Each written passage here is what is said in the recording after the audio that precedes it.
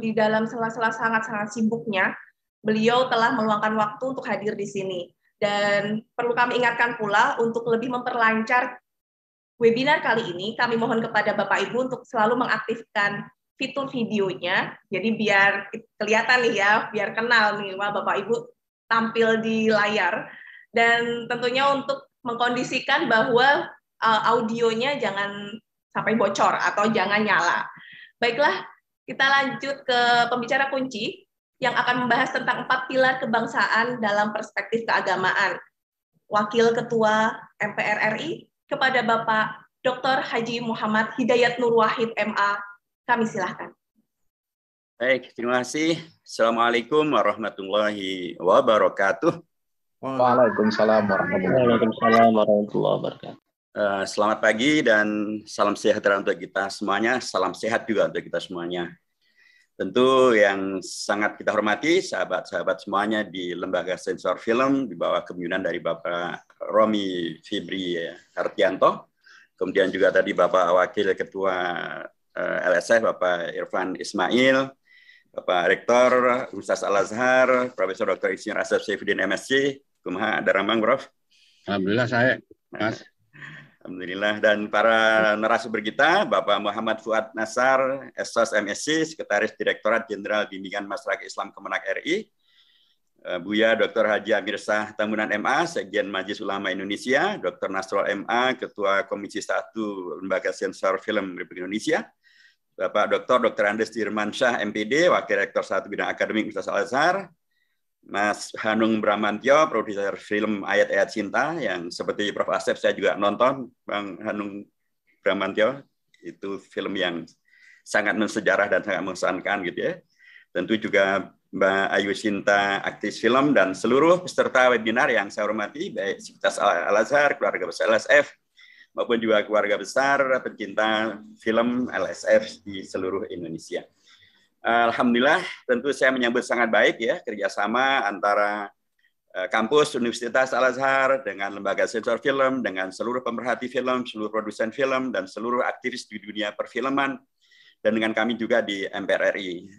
Memang kami concernnya adalah bagaimana agar kehidupan berbangsa dan bernegara kita ini termasuk yang dikaitkan dengan masalah self-censoring maupun juga menciptakan seni dan budaya, memanfaatkan seni dan budaya, agar semuanya, karena kita berada di Indonesia, ya kita mengikuti apa yang kita sepakati dan diwariskan oleh Bapak-bapak bangsa, ibu bangsa, dan kemudian termaktub di dalam Undang-Undang Dasar, dalam undang-undang, dalam beragam hal yang kemudian membuat kita semakin nyaman untuk menjadi Indonesia, nyaman menghadirkan budaya Indonesia, memproduk budaya-budaya, memproduk seni budaya di Indonesia. Semuanya sangat dimungkinkan karena sesungguhnya kita berada di suatu negeri yang sejak dari dulunya memang sangat menghormati, sangat menerima, sangat memajukan seni dan budaya. Karenanya dalam konteks yang sekarang misalnya kita bisa menyaksikan bagaimana Undang-Undang Dasar kita hasil perubahan yang terakhir akibat daripada amandemen sekalipun, bahkan justru semakin mengokohkan peran dan hadirnya konstitusi dan undang-undang untuk kepentingan seni dan budaya, termasuk tentu dalam hal ini adalah yang terkait dengan kreasi pribadi. Karenanya tentang seni dan budaya ini pun juga masuk dalam pasal-pasal tentang hak asasi manusia. Jadi menghadirkan seni dan budaya dan kemudian mendapatkan manfaat daripada keunggulan seni dan budaya dalam segala jenisnya, itu adalah jenis daripada hak asasi manusia yang diatur di pasal 28C ayat 1. Sehingga dengan demikian maka tidak boleh mengembangkan seni dan budaya kemudian dikriminalisasi hanya karena mengembangkan seni dan budayanya. Kemudian juga akan kita lihat nanti di bab 13, pasal 31 dan pasal 32, terutama pasal 32 ayat 1 dan ayat 2-nya, jelas sekali bagaimana negara memposisikan diri sebagai pihak yang berkewajiban untuk memajukan kebudayaan yang ada di Indonesia dan memelihara kebudayaan ini di tengah kebudayaan-kebudayaan yang ada di tingkat dunia. Sehingga dengan demikian maka relasi antara hak asasi untuk kemudian mengembangkan seni dan budaya di tingkat rakyat, di tingkat masyarakat, di tingkat para aktivis, di tingkat para produsen begitu ya, bertemu dengan kewajiban negara untuk memajukan kebudayaan. Nah, kedua ini penting untuk bisa kita kelola dengan cara yang sangat konstruktif, supaya dengan cara itu maka kita bisa memaksimalkan seluruh potensi konstitusional yang telah dibuka oleh negara. Seperti juga dengan budaya, beragama pun juga demikian. Konstitusi kita sudah memberikan suatu penjelasan yang sangat gamblang, bahwa beragama dalam konteks Indonesia adalah bagian daripada fitrahnya bangsa, jati diri bangsa, kesepakatan para bapak bangsa. Sehingga sejak dari awal ketika dulu membicarakan tentang dasar negara, konstitusi, ideologi negara, maka semuanya menyepakati ideologi itu adalah Pancasila. Dan dalam Pancasila jelas sekali di sana ada ketuhanan yang Maha Esa. Ketuhanan yang Maha Esa ini selalu hadir di dalam seluruh perjalanan konstitusi kita. Ketika Undang-Undang Dasar 45, ketuhanan yang Maha Esa. Ketika berubah menjadi Undang-Undang Dasar RIS, ketuhanan yang Maha Esa. Ketika berubah menjadi Undang-Undang Dasar sementara tahun 1950, tetap juga ada ketuhanan yang Maha Esa. Ketika kemudian Bung Karno melakukan dekret tanggal 5 Juli tahun 59, menguatkan posisi daripada pembukaan Undang-Undang Dasar yang di dalamnya ada ketuhanan, ada Pancasila dan ada ketuhanan yang Maha Esa. Ketika kemudian di era reformasi, ketika kemudian reformasi dihadirkan dan menghadirkan konstitusi hasil perubahan, lagi-lagi menegaskan dan menyepakati bahwa di antara pasal-pasal yang diubah, ada lebih dari 36 pasalnya diubah, lebih dari 6 bab baru yang hasil perubahan. Tapi ada 2 hal yang tidak boleh diubah dan disepakati tidak boleh diubah. Yang pertama adalah pembukaan Undang-Undang Dasar dan yang kedua adalah NKRI. Di dalam pembukaan Undang-Undang Dasar, di alinea keempatnya, di paruh terakhirnya ada ketentuan tentang Pancasila. Dan di dalam Pancasila itu jelas ada sila pertama yaitu ketuhanan yang Maha Esa. Jadi kesepakatan yang historis dan konstitusional daripada bapak bangsa, ibu bangsa, mereka ada yang dari Sumatera, ada yang dari Jawa, ada yang dari Sulawesi, ada yang dari Bali, ya. Mereka ada yang Muslim, ada yang Hindu, ada yang Katolik, ada yang Protestan. Mereka ada yang dari ormas, ada yang dari partai politik, ada yang dari partai politik Islam, ada yang dari partai politik nasionalis kebangsaan, ya. Islam kebangsaan juga, ya. Ada juga yang dari kalangan NU, ada juga dari kalangan Muhammadiyah.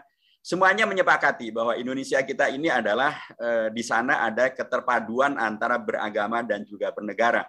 Sila pertama Pancasila itu menurut Bung Hatta adalah sila yang sangat mementingkan sisi spiritual daripada ideologi bernegara kita, agar kemudian selalu mencerahkan sisi sosial, politik, ekonomi daripada sila-sila kedua, ketiga, keempat, dan kelima daripada Pancasila. Maka membicarakan agama dalam konteks ini, kita sesungguhnya sedang membicarakan tentang fitrah bangsa dan fitrah negara yang disepakati oleh bapak bangsa. Sehingga karenanya wajar bila kemudian dalam Undang-Undang Dasar hasil perubahan pun beragama dan melaksanakan ajaran agama juga dijamin menjadi bagian daripada hak asasi manusia. Itu ada di pasal 28E ayat 1. Dan di pasal 29 lebih tajam lagi dinyatakan bahwa itu adalah kewajiban negara untuk menjamin kebebasan warga untuk melaksanakan ajaran agama.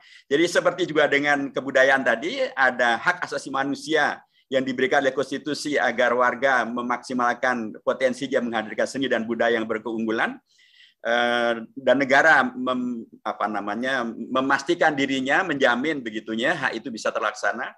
Demikian juga tentang agama. Ada hak asasi manusia untuk melaksanakan ajaran agama, ada kewajiban negara untuk menjamin bahwa hak asasi itu bisa terlaksana. Nah, bila kemudian keduanya dikompilasikan dalam judul kita pada siang hari ini terkait dengan 4 pilar, terkait dengan keagamaan, dan terkait dengan asasi budaya, sensor mandiri, self-censoring, dan lain sebagainya, kita akan bertemu dengan satu kenyataan yang lain bahwa betul Indonesia kita menghormati asasi manusia sedemikian luar biasa, tetapi menegaskan kembali seperti yang tadi juga disampaikan oleh oleh moderator kita, bahwa kita tidak menganut sistem yang liberal.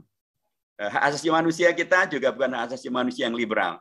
Karena di pasal 28C ada pembatasan yang sangat gamblang disampaikan di sana, ya. Saya bacakan saja pasal 28C ayat 2 dari Undang-Undang Dasar Negara Republik Indonesia tahun 45, bahwa dalam menjalankan hak dan kebebasannya, setiap orang wajib tunduk kepada pembatasan yang ditetapkan dengan undang-undang dengan maksud semata-mata untuk menjamin dan merupakan penghormatan atas hak dan kebebasan orang lain dan untuk memenuhi tuntutan dengan pertimbangan moral, nilai-nilai agama, keamanan dan ketertiban di masyarakat demokratis. Jadi tetap saja ada nilai-nilai yang penting untuk dirujuk untuk kemudian bisa menghadirkan sensoring. Apakah itu adalah melalui lembaga sensor film, apakah itu melalui lembaga-lembaga hukum, maupun juga melalui self-censoring untuk kemudian memastikan bahwa kreasi kita, hak asasi manusia yang kita lakukan, termasuk kewajiban negara untuk mewujudkan itu betul-betul dalam koridor demokrasi, mempertimbangkan nilai-nilai moral, mempertimbangkan nilai-nilai agama, keamanan, dan ketertiban. Karena sesuatu baru akan bisa nyaman kita nikmati kalau betul-betul memang dia betul-betul bisa diterima dan menghadirkan kemanfaatan dan kemaslahatan bagi semuanya. Maka dengan pendekatan ini, Bapak dan yang saya hormati, kami tentu sangat menyambut dengan sangat baik ya, dan bahkan sangat mendukung agar budaya dan hak asasi manusia kita, kewajiban negara, keberagaman kita adalah menjadi bagian dari yang terus menyertai kita dan tidak pernah kemudian menjadi suatu hal yang terputus dan kemudian menghadirkan masalah. Tadi disebutkan bahwa di dunia sekarang ini begitu luar biasa yang tadi disampaikan Prof. Asep juga, bagaimana kemudian kreasi-kreasi budaya, kreasi dan perilaku beragama, berseni budaya begitu luar biasa bisa dilakukan oleh semuanya, dan apalagi kalau itu difahami bagian daripada hak asasi manusia. Siapapun bisa melakukannya. Dan apalagi negara juga harus memfasilitasi, karena itu adalah bagian daripada kewajiban yang harus dilakukan oleh negara. Tetapi memahami tentang rambu-rambu yang tadi saya bacakan di pasal 28C ayat 2, saya kira itu bagian daripada yang penting untuk terus ditegaskan, sehingga apa yang tadi dikhawatirkan oleh Prof. Asep tentang confirmation bias itu betul-betul bisa diproporsionalkan, didudukkan dengan tepat gitu ya. Tadi disebutkan di depan bahwa kita menginginkan tentu saja produk seni, produk budaya kita, termasuk film kita adalah betul-betul produk yang merealisasikan hak asasi manusia di dalamnya, tapi sekaligus juga hak asasi manusia yang disepakati untuk kemudian bisa menghadirkan kemaslahatan yang terbesar dan sebaik-baiknya. Karena dalam banyak kasus, bias itu bisa terjadi oleh mereka yang kemudian mempersepsikan agama secara salah, tapi juga oleh mereka yang juga mempersepsikan agama secara salah dalam bentuk yang lain. Ini ada kasus yang saya kira sangat menarik, yaitu ada film yang kemarin mendapatkan penghargaan dari Citra, memenangkan Piala Citra 2021 sebagai pemenang film animasi terpanjang dan terbaik tentu saja. Itulah film Nusa. Nah, film ini pernah begitu luar biasa ya, dibombardir dengan kritik, dengan bullying gitu ya. Seolah-olah film ini adalah film yang mengajarkan tentang kekerasan, film yang mengajarkan tentang radikalisme, ekstremisme, bahkan dalam tanda kutip mengajarkan tentang ekstremisme kepada atau radikalisme kepada eksklusivisme kepada anak-anak gitu. Hanya karena figur utamanya Nusa itu pakai gamis dan pakai kopiah. Hanya karena figur utamanya yang lain yaitu Rara itu pakai jilbab. Tapi kemudian dikritik luar biasa menjadi seolah-olah ini akan menghadirkan eksklusivisme, kemudian dari situ akan mereka radikalisme dan akan menghadirkan masalah besar. Penilaian ini seandainya benar gitu ya. Tentulah film ini tidak kemudian mendapatkan apresiasi yang luar biasa. Di dunia di YouTube dia sudah ditonton oleh 2,1 juta kali, dan kemudian di subscribernya 8,4 juta per 15 November kemarin, dan kemudian bahkan dia sebelumnya pada tanggal 8 hingga 18 Juli tahun 2021 disambut sangat luar biasa oleh penonton di Korea Selatan, dan kemudian dia dilibatkan di dalam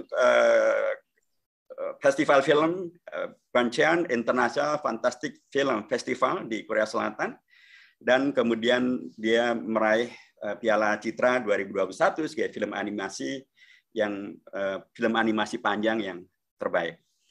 Tentu saja para juri dalam Piala Citra itu tidak akan kemudian memberikan predikat sebagai film animasi panjang terbaik kalau hanya sekedar penontonnya banyak. Pastilah karena kualitas daripada film ini, termasuk juga nilai-nilai yang disampaikan di sana, di mana nilai-nilainya justru tidak mengajarkan tentang kekerasan, justru mengajarkan tentang kebaikan dan kebajikan, justru mengajarkan tentang bagaimana kemudian bisa menghadirkan perilaku yang berkeunggulan. Hal yang sama saya kira itu juga ada pada film Ayat-Ayat Cinta. Ya, begitu luar biasa, dia dikemas demikian luar biasa, menghadirkan nilai-nilai agama di dalam perfilman dan mendapatkan sambutan yang sangat luar biasa. Dalam bentuk yang lain kita akan lihat misalnya juga Pak Deddy Mizwar menghadirkan satu sinetron gitu ya, yang disebut sebagai sinetron yang luar biasa karena 14 tahun dia selalu hadir pada setiap bulan Ramadan sehingga mendapatkan penghargaan sebagai sinetron paling ngetop sepanjang masa. Ya, ini sudah 14 tahun dan itu memang satu peristiwa yang tentu luar biasa. Dan Pak Deddy Mizwar sendiri juga akan mengangkatnya kepada menjadi film di layar lebar. Apa yang saya sampaikan? Bahwa kaitannya dengan harus ada self censoring untuk kemudian tidak menghadirkan apa yang tadi disebut dengan radikalisme, hate speech, hoax, dan kemudian menghadirkan eksklusivisme, apalagi terorisme, apalagi memecah belah bangsa. Itu bagian-bagian yang memang harus selalu diwaspadai. Tetapi yang betul-betul harus diwaspadai juga adalah apa sih sesungguhnya yang dimaksud dengan tadi misalnya eksklusivisme. Kalau film yang dituduh sebagai eksklusif ternyata justru malah mendapatkan penghargaan yang sangat luas. Di Malaysia pun juga ditayangkan, ya, di Korea Selatan juga ditayangkan, bahkan mendapatkan Piala Citra, film animasi terpanjang yang terbaik. Mudah-mudahan itu akan juga menjadi bagian daripada yang mengkoreksi, mendudukkan persoalan gitu, bahwa yang kita bayangkan tentang eksklusivisme, barangkali yang eksklusif adalah diri kita sendiri gitu. Yang kita bayangkan sebagai suatu hal yang kemudian dalam tanda kutip radikal, mungkin justru ya karena kita yang bayangkan radikal, maka kemudian yang muncul adalah radikalisme. Jadi yang menurut saya pemahaman tentang confirmation bias itu juga penting untuk didudukkan secara proporsional. Yang bias itu yang mana, yang kemudian menghadirkan hasil daripada yang bias itu juga yang sebelah mana. Supaya dengan demikian kita objektif untuk melihat dan untuk melakukan self-censoring. Jangan hanya karena disebut bahwa film Nusarara karena pakai gamis, pakai jilbab, kemudian itu pasti ekstremis, itu eksklusif, itu teroris, tidak boleh ditonton. Itu tentu sudah bagian daripada confirmation bias yang lain juga, gitu ya. Jadi penting juga untuk self censoring ini didudukkan pada proporsi yang sebenarnya, begitu ya. Aturan-aturannya penting untuk betul-betul dirujukan pada aturan konstitusi yang tadi sudah saya sebutkan, paling gamblang ada di pasal 28J ayat 2. Di sana jelas sekali memberikan pembatasan di mana hak asasi manusia kita untuk berkreasi maupun juga untuk melakukan censoring itu ada batasan-batasannya juga. Supaya dengan demikian maka kegiatan kita menghadirkan seni dan budaya ini tidak justru menghadirkan saling curiga hanya karena mengira ini eksklusif, itu bukan eksklusif. Ini teroris, ini bukan teroris. Itu hate speech, itu bukan hate speech. Semuanya ada rujukannya. Jadi selain daripada yang terkait dengan itu semuanya, sangat penting dan kita bicara tentang masalah agama, penting juga tentang masalah keagamaan. Karena jangan sampai kemudian kita malah lompat pagan ngurusi agama orang lain gitu. Ada kan sekarang lagi rame nih. Ada juga yang kemudian sementara di agamanya sendiri juga banyak masalah, banyak banget malah masalahnya, malah ikut menjual senjata ke KKB juga gitu. Jadi saya ingin mengatakan sekali lagi bahwa sangat penting untuk kemudian kita dalam konteks beragama dan berbudaya dan kemudian menghadirkan kreasi yang bernama film untuk kemudian bisa menghadirkan censoring. Di situ ada yang tadi saya sebutkan hak asasi manusia yang oleh Undang-Undang Dasar memang diberikan kewenangannya secara maksimal. Nah, kalau itu bisa kita dudukkan secara proporsional, saya berkeyakinan bahwa ujung akhirnya kita semuanya akan tetap bahkan bisa dengan kepala tegak bisa menghadirkan produksi dan memperbanyak produksi film yang berkualitas, dihargai bukan hanya di Indonesia, seperti film Nusa tadi dihargai di Malaysia, dihargai di Korea Selatan, begitu ya. Dan itu artinya adalah satu yang diharapkan membawa nama baik daripada Indonesia tentu saja. Dan bila demikian tolak ukurnya, saya berkeyakinan bahwa kita berada di negara yang luar biasa, memberi ruang untuk berkreasi sebanyak-banyaknya, bagian dari hak asasi manusia, bahkan negara juga memberikan jaminannya. Tapi sekaligus kita juga diingatkan tentang rambu-rambu yang penting untuk kita jalani bersama. Supaya dengan demikian maka self-censoring yang kita lakukan akan menghadirkan hasil yang produktif, konstruktif dimanapun kita berada terhadap apapun yang bisa kita lakukan sensoring itu. Saya kira demikian, Bapak dan yang saya hormati. Terima kasih untuk kesempatan saya bisa bersama-sama dengan Bapak Ibu sekalian membicarakan tentang masalah yang sangat dipentingkan ini. Saya sepakat bahwa film adalah bagian dari amat sangat dipentingkan, termasuk bila itu terkait dengan masalah dakwah, dan ada beberapa film agama atau dakwah yang sangat berkualitas dan sekalipun disalahpahami, tapi ternyata dia begitu luar biasa mendapatkan penerimaan karena yang terkait dengan masalah confirmation bias tadi juga ternyata bukan hanya oleh orang-orang yang beragama, tapi oleh para mereka yang menilai yang beragama pun juga bisa terjadi confirmation bias. Tiga jenis tontonan tadi saya kira ada contoh terbaik bagaimana film dakwah bisa dihadirkan dengan luar biasa. Ada para pencari Tuhan, ada ayat-ayat cinta, dan ada Nusa dan Rara. Terima kasih dan silahkan melanjutkan webinar ini. Mudah-mudahan banyak yang bisa dilanjuti dengan yang terbaik. Mohon maaf bila ada ungkapan yang kurang berkenan. Burung cendrawasih hinggap di kayu. Cukup sekian. Terima kasih dan thank you. Assalamualaikum warahmatullahi wabarakatuh. Waalaikumsalam warahmatullahi wabarakatuh. Kejutan sekali ya Pak, ada pantun penutup ini. Prof. Salam buat teman-teman. Terima kasih Prof. Sampaikan Prof. Terima kasih Bapak atas perkenanannya yang sudah luar biasa untuk memberikan hal-hal yang sangat positif tadi yang telah disampaikan. Dan